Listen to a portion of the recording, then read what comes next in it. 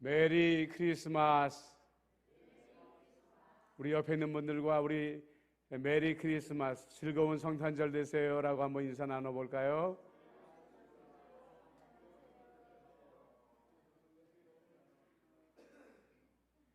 오늘은 우리를 위해 오신 아기 예수님의 탄생을 축복하는 날입니다.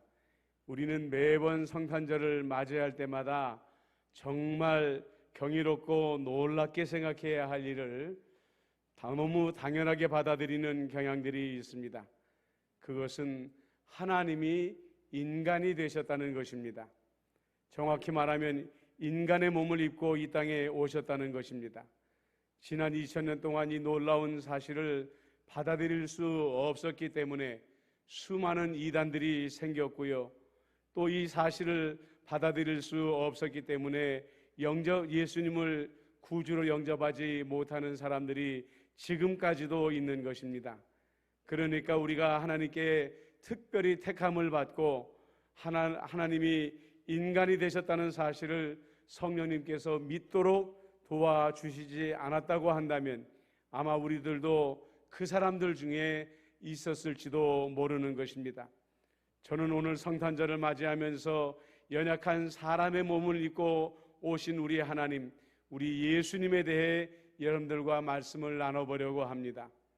먼저 예수님은 천사들보다 잠시 동안 못하게 하심을 입은 자, 곧 죽음의 고난을 받으심을 받으셨다라고 말씀하고 있습니다. 하늘의 천사들은 우리들과 달리 죽음을 맞지 아니하는 채로 하나님의 수종을 들고 있는 자들입니다. 예수님도 마찬가지로 하늘에 계실 때 영원전부터 죽음을 알지 못한 채로 사시던 영생의 삶을 사시던 그런 분이었습니다.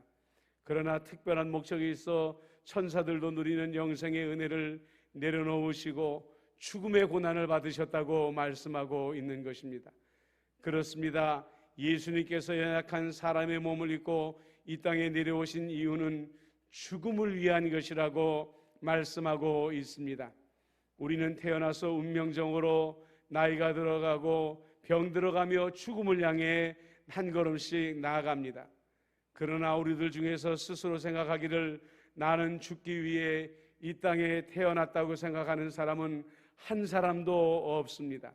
우리 모두는 하루라도 더 살기 위해 할 수 있는 모든 노력을 다 기울이며 살아가고 있지 않습니까?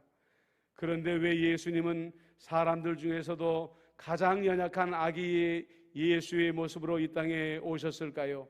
그리고 왜 죽음을 위해 이 땅에 오셨을까요? 성경은 9절 하반절에 이렇게 말합니다. 이를 행하심은 하나님의 은혜로 말미암아 모든 사람을 위하여 죽음을 맛보려 하심이라, 이렇게 말씀을 하고 있습니다. 첫 번째로 예수님은 하나님께서 이 땅에 주신 은혜라고 말씀하십니다. 이 땅에 주신 선물이라고 말씀하고 계십니다. 그분의 대상은 구별도 없고 차별도 없습니다. 예수님은 이 땅에 모든 사람을 위하여 주신 하나님의 선물이라고 말씀하고 있는 것입니다. 성탄절이 되면 우리는 서로 선물을 주고받지 않습니까? 그 선물의 시작은 하나님 아버지로부터 시작된 것입니다. 하나님 아버지가 우리를 위해 아들을 선물로 주신 날을 기념하며 우리는 그 마음을 담아 서로에게 선물을 주고받는 것입니다. 그런데 그 선물은 우리를 위해 완전히 주는 것이었습니다. 그렇다면 모든 사람을 위해 선물이 되셨다는 것은 무엇을 의미하는 것일까요? 히브리서 10장 5절로 7절에 보면 이런 말씀이 나옵니다. 그러므로 주께서 세상에 임하실 때에 이르시되 하나님이 제사와 예물을 원하지 아니하시고 오직 나를 위하여 한 몸을 예비하셨도다. 번제와 속죄제는 기뻐하지 아니하나니 이에 내가 말하기를 하나님이여 보시옵소서 두루마리 책에 나를 가리켜 기록한 것 같이 하나님의 뜻을 행하려 왔나이다, 이렇게 말씀하고 있습니다. 그렇습니다. 구약에서 매일같이 지내는 제사로 용서함 받을 수 없는 죄인들을 위해 이제 효과가 없는 번제와 속죄제를 대신해서 직접 제물이 되기 위하여 이 땅에 오셨다고 예수님은 말씀하고 있는 것입니다. 구약의 번제는 제물을 남김없이 태워 하나님께 드리는 헌신의 제사였습니다. 속죄제는 죄사함을 받기 위해 하나님께 드리는 제사였습니다. 예수님은 자신은 죄가 없으신 분이셨습니다. 그렇기 때문에 예수님은 완전한 번제의 제물이 되셔서 자신을 희생하심으로 말미암아 우리를 위한 속죄제물이 되셨던 것입니다. 10절 말씀을 보십시오. 그러므로 만물이 그를 위하고 또한 그로 말미암으니가 많은 아들들을 이끌어 영광에 들어가게 하시는 일에 그들의 구원의 창시자를 고난을 통하여 온전하게 하심이 합당하도다. 이런 말씀이 나옵니다. 새 번역은 이렇게 번역합니다. 하나님께서는 만물을 창조하시고 만물을 보존하시는 분이십니다. 그러므로 하나님께서 많은 자녀를 영광에 이끌어 들이실 때에 그들의 구원의 창시자를 고난으로 완전하게 하신다는 것은 당연한 일입니다 라고 이렇게 번역하고 있습니다. 그러니까 아기 예수께서 이 땅에 오셔서 결국 고난으로 들어가게 되시게 된 두 가지의 이유가 있다는 것입니다. 하나님께서 창조하신 온 우주를 보존하시기 위함이요, 또한 하나는 많은 자녀를 영광으로 이끌어 드리게 하시기 위함이라는 말씀입니다. 지금 전 세계에 코로나19가 창궐하고 있습니다. 우리나라에도 최근에 확진자가 늘어나 걱정하지만 선교사님들은 주로 오지에서 활동하는 경우가 많지 않습니까? 백신 접종률도 바닥이고 만약에 코로나19가 확진되더라도 치료를 받을 수 없는 환경입니다. 코로나19가 시작되고 나서 이미 선교사님들이나 가족들 중에 이 질병으로 건강을 잃거나 하나님 나라의 부르심을 받으신 분들도 있습니다. 이분들은 왜 스스로 이 고난의 길을 걸어가고 있을까요?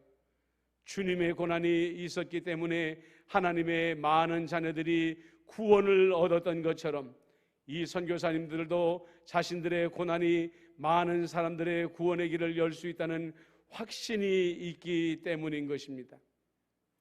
우리가 성탄의 분위기에 즐거워하고 있을 때에도 선교사님들은 긴장을 늦추지 못하고 복음의 씨앗을 그 땅에 뿌리고 있습니다. 이렇게 우리 귀한 선교사님들이 전해주신 예수님의 복음으로 우리가 오늘 새로운 삶을 살고 이렇게 편안하게 성탄 예배를 드릴 수가 있는 것입니다. 본문으로 다시 돌아가서 왜 예수님의 고난만이 우리를 구원할 수 있을까요? 우리는 그 대답을 정확하게 알고 있습니다. 날 때부터 죄인 된 우리는 스스로의 어떤 노력으로도 자신을 구원할 수 없습니다. 더불어 죄인 된 우리는 누구의 죄도 사해 줄 수 없는 것이죠. 하나의 예화가 있습니다. 당신이 세상을 떠난 후에 하늘나라의 현관에서 신문을 받을 때가 있을 것입니다. 그때 천사장이 물을 것입니다. 당신은 죄인입니까? 아니면 의인입니까? 그때 죄인인 것 같습니다 라고 대답하지 마시길 바랍니다. 그러면 천사장은 지체 없이 당신은 지옥으로 가십시오, 죄인이 가는 곳은 지옥입니다 라고 말할 것입니다. 만일 당신이 나는 의인입니다 라고 말한다면 천사장은 이렇게 신문할 것입니다. 그렇습니까? 그렇다면 그 증거를 내게 보여주십시오. 그때 당신은 어리석게도 당신의 일기장을 뒤적이면서 제가 예전에 이렇게 착한 일을 한 적이 있습니다 라고 말하지 말라고 말합니다. 당신보다 기억력이 탁월한 천사장은 당신이 잊어버린 추한 행동들이 있습니다 라고 당신에게 말할 것입니다. 당신이 잊어버린 추한 사실들을 하나둘씩 끄집어낼 것이며 당신은 그 앞에서 부끄러움을 당할 것입니다. 아마 그는 당신이 했다고 주장하는 선행 뒤에 숨어있는 추한 동기도 끄집어낼 것입니다. 그때 당신은 당신의 행위가 아니라 골고다의 십자가를 가르쳐야 합니다. 저는 죄를 많이 지었습니다. 그러나 나의 주님께서 골고다에서 십자가에 달리셔서 내 죄를 속해 주셨습니다. 주님이 흘린 피로 인하여 저는 의인이 되었습니다. 그 놀라운 은혜로 인하여 하나님을 찬양합니다. 이렇게 고백하게 될 때에 천사장은 당신을 영접하여 하나님 나라로 인도할 것입니다. 그렇습니다. 비록 예화이지만 우리에게 도전되는 부분이 많이 있습니다. 우리가 현실을 살아가면서 교회에 다니면서도 여전히 하나님께서 우리에게 보내신 은혜, 즉 선물인 아기 예수님이 하신 일에 대해 정확하게 알지 못하는 사람들이 많이 있다는 것입니다. 여전히 자기는 죄인이고 용서받지 못했다라고 생각하는 이들이 있습니다. 그래서 스스로 죄에 눌림받아 살아가는 사람들이 있습니다. 어떤 사람들은 살아가기를 세상을 살아가면서 나는 이 정도면 착한 사람이야, 나는 이 정도면 윤리적으로 도덕적으로 주님 나라에 가지 못할 이유가 없어라고 착각하고 살아가는 사람들도 있습니다. 반면에 어떤 사람들은 여전히 자기의 정직함을 두려워하지 아니하고 자기의 의의를 자랑하며 살아가는 사람들도 있다는 것이죠. 사랑하는 여러분, 이런 사람들은 마지막 사람처럼 골고다의 십자가를 보아야 합니다. 그 처절한 십자가에 달리신 죄 없으신 예수님의 사랑이 얼마나 위대한 용서를 우리에게 주셨는가를 우리가 알아야 하고 그것을 자랑할 줄 알아야 된다는 것입니다. 그래야 진정한 자유를 누릴 수가 있고 진정으로 우리는 하나님 나라에 들어갈 수 있는 영광을 누릴 수가 있게 된다는 것이죠. 우리가 성탄절을 기뻐하는 이유는 단지 예수님의 생신이기 때문에 그런 것이 아닙니다. 우리는 영웅들의 탄신제를 드리는 것을 가끔씩 보게 됩니다. 이순신 장군 같은 위대한 이들이 태어난 날을 기념하는 것이죠. 그러나 단지 그분의 생일을 축하하는 날이 아닙니다. 그분이 후일에 영웅이 되어 우리나라를 구원한 사실을 재확인하며 그분의 삶을 돌아보는 날인 것입니다. 우리의 성탄절도 마찬가지입니다. 세상에 아기가 태어난다는 것은 그 자체로 그 가정에게는 축복이지만 예수님의 탄생은 그 가정을 넘어서서 우리 교회를 넘어서서 온 가정의 축복입니다. 하나님의 은사요 선물입니다. 그분이 바로 우리의 구원이 되어 주셨기 때문이라는 것입니다. 여러분들이 그 다음에 보실 말씀은 11절과 12절입니다. 다시 세 번역으로 읽어드리겠습니다. 거룩하게 하시는 분과 거룩하게 되는 사람들은 모두 한 분이신 아버지께 속합니다. 그러함으로 예수님께서는 그들을 형제자매라고 부르시기를 부끄러워하지 않으셨습니다. 그리하여 그분은 내가 주님의 이름을 내 형제자매들에게 선포하며 회중 가운데에서 주님을 찬미하겠습니다 하고 말씀하셨습니다. 얼마나 감사한 말씀입니까?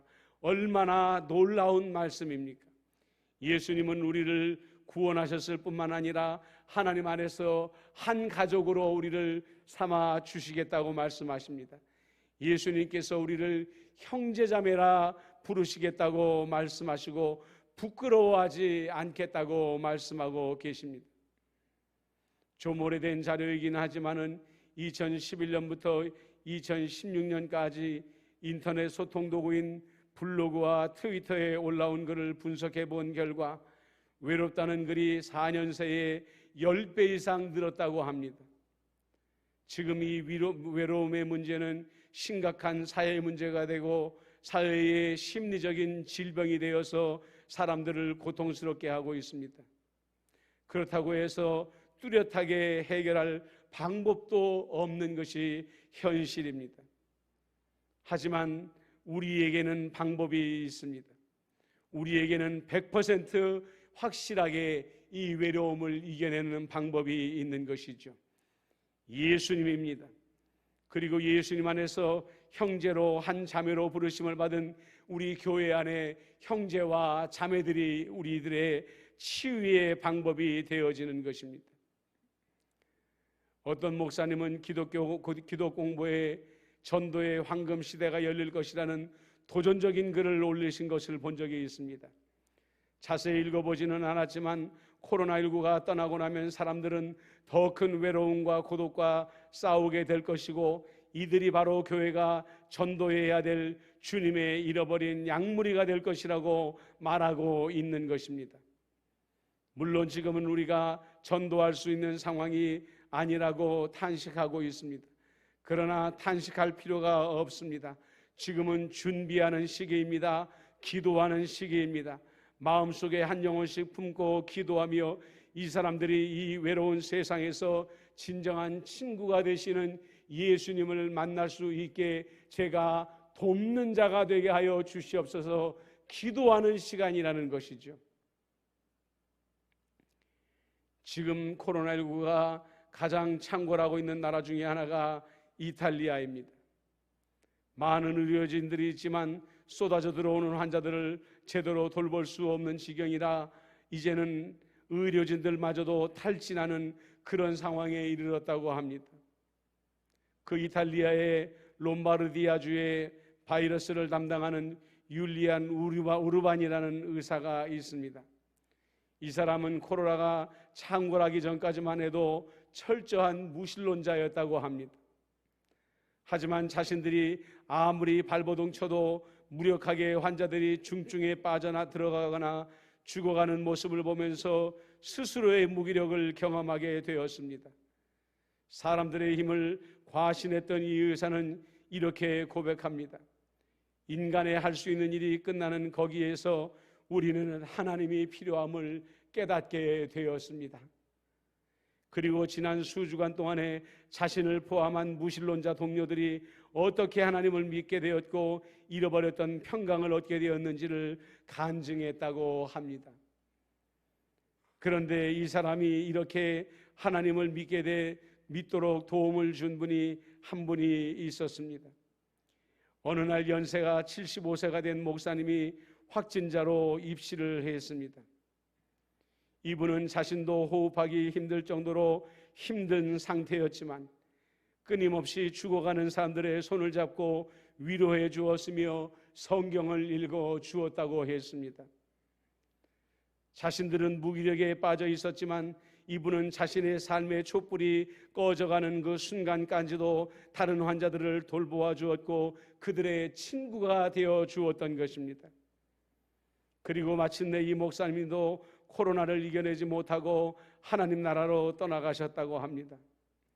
이 목사님은 예수님의 진정한 친구였기에 부르심을 받는 그 순간까지 많은 사람들의 예수님의 친구로 많은 사람들을 예수님의 친구로 영접할 수 있도록 도움을 주었던 것입니다.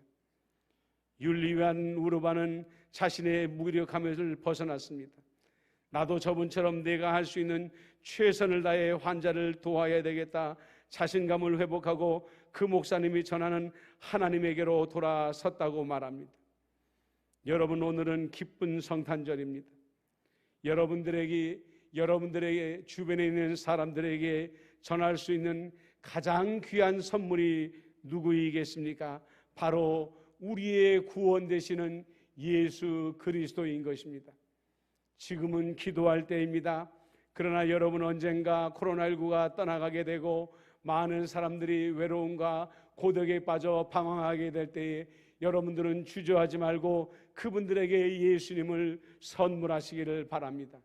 그러므로 말미암아 이 성탄절의 의미가 여러분들을 통하여 이 세상에 온전히 드러나게 되시기를 우리 예수님의 이름으로 축복합니다. 아멘. 기도하겠습니다. 사랑과 은혜가 많으신 아버지 하나님, 오늘 우리가 성탄절을 맞이하면서 예수님께서 연약한 사람의 몸을 입고 이 땅에 오신 의미를 살펴보았습니다. 예수님은 우리의 구원을 위하여 우리의 진정한 친구가 되어 주시기 위하여 연약한 사람의 몸을 입고 이 땅에 오셨다고 말씀하십니다. 주님이여, 이 은혜가 우리에게 진정한 감사의 조건이 되게 하여 주시옵시고, 우리도 외로움과 고독 가운데에 이 세상을 쓸쓸히 살아가는 자들에게 예수님의 진정한 친구가 되어지도록, 그들을 돕는 자가 되어줄 수 있도록 역사하여 주시어서 성탄절의 참된 의미를 우리의 삶에서 실천하는 자들이 되게 하여 주옵소서. 예수님의 이름으로 기도드리옵나이다. 아멘.